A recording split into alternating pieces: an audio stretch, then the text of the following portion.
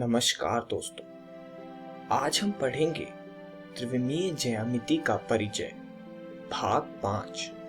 तो चलिए शुरू करते हैं। इस वीडियो में हम इस चैप्टर पर प्रैक्टिस क्वेश्चंस करेंगे। तो पहला क्वेश्चन है, दर्शाइए कि बिंदु A 1, 2, 3, बिंदु B -1, -2, -1, C 2, 3, 2 और D 4, 7, 6 एक समांतर चतुर्भुज यानी पैरेललोग्राम के शीर्ष हैं, परंतु यह भी सिद्ध करना है कि यह एक आयत नहीं है, यानी एक रेक्टेंगल नहीं है। तो सबसे पहले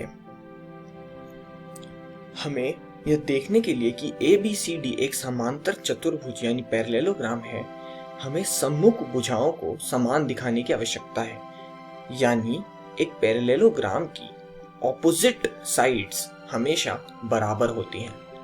तो यहाँ हम डिस्टेंस फॉर्मूला से करेंगे। तो सबसे पहले हम AB की दूरी निकाल लेते हैं, जिसमें हमने वैल्यूज पुट की, डिस्टेंस फॉर्मूला लगाया, तो वहां से AB की वैल्यू आई √6।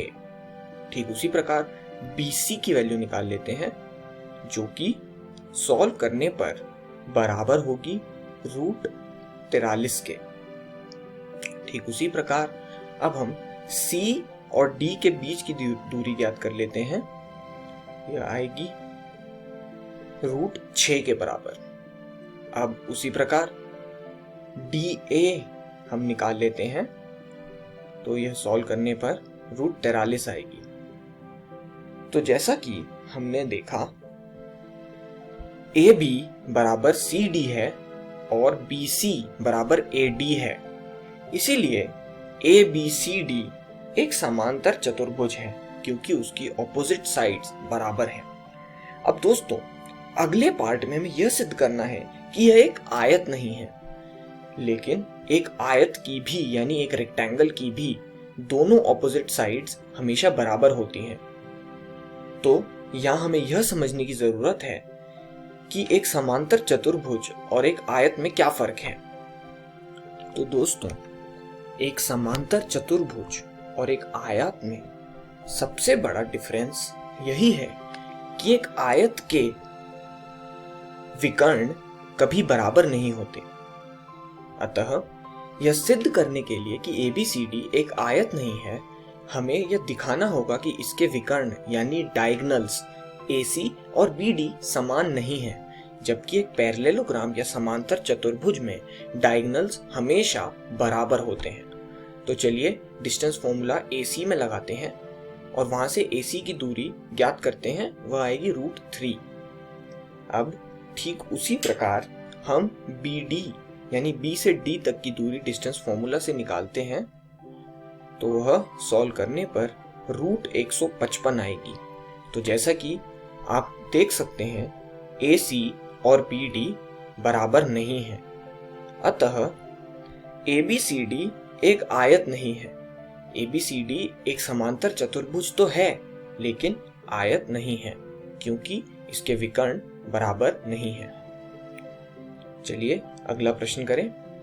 त्रिभुज जिसके शीर्ष x1 y1 z1, x2 y2 z2 तथा x3 y3 z3 हैं, इसके केंद्रक के निर्देशांक ज्ञात कीजिए।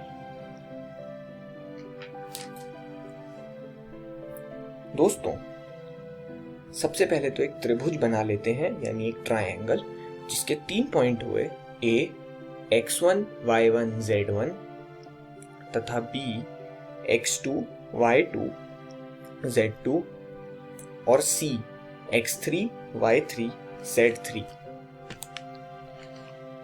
तो अब दोस्तों, हम मान लेते हैं कि बिंदु D BC रेखा का मध्य बिंदु है।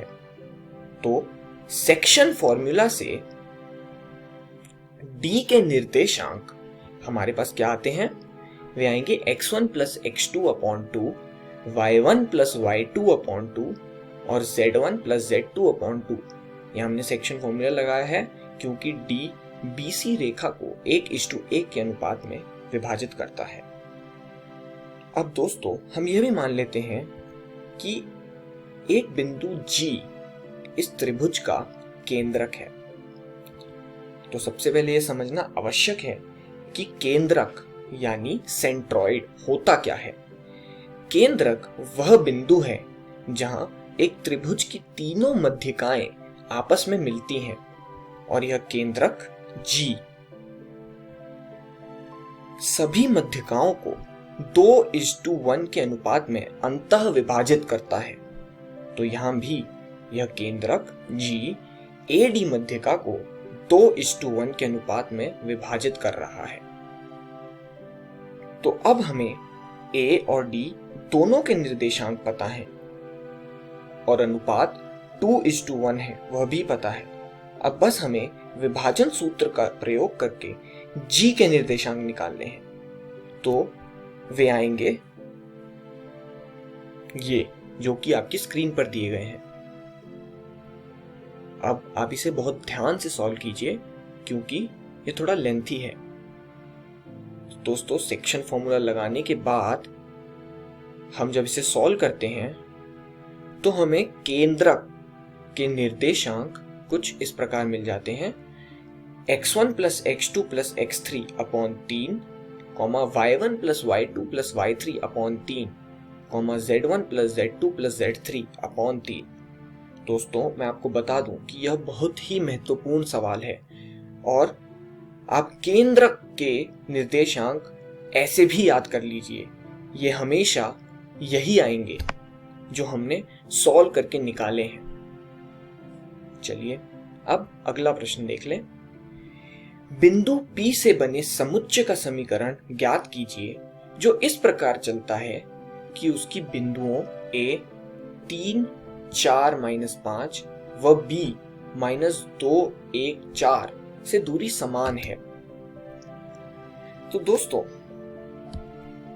हम कोई बिंदु P x y z इस प्रकार मान लेते हैं कि प्रश्न के अनुसार P से A तक की दूरी तथा P से B तक की दूरी बराबर है। तो चलिए अब दोनों साइड डिस्टेंस फॉर्मूला लगा लें। तो यह आएगा x - 3 का स्क्वायर प्लस y - 4 का स्क्वायर प्लस z + 4 का स्क्वायर का अंडर रूट, जो कि बराबर होगा PB के। और PB की वैल्यू है x + 2 का स्क्वायर प्लस y - 1 का स्क्वायर प्लस z - 4 का स्क्वायर। अब दोस्तों अंडर द रूट हटाने के लिए हम दोनों साइड को स्क्वायर करेंगे। तो अंडर द रूट हटने के बाद यह कुछ इस प्रकार आएगी और इसे सॉल्व करने के बाद हम वह इक्वेशन प्राप्त करेंगे जो किसी भी पॉइंट P की होगी जब PA और PB दूरी बराबर दी गई होगी। तो वह समीकरण हमारे पास यह आएगा 10x + 6y - 18z - 29 बराबर 0।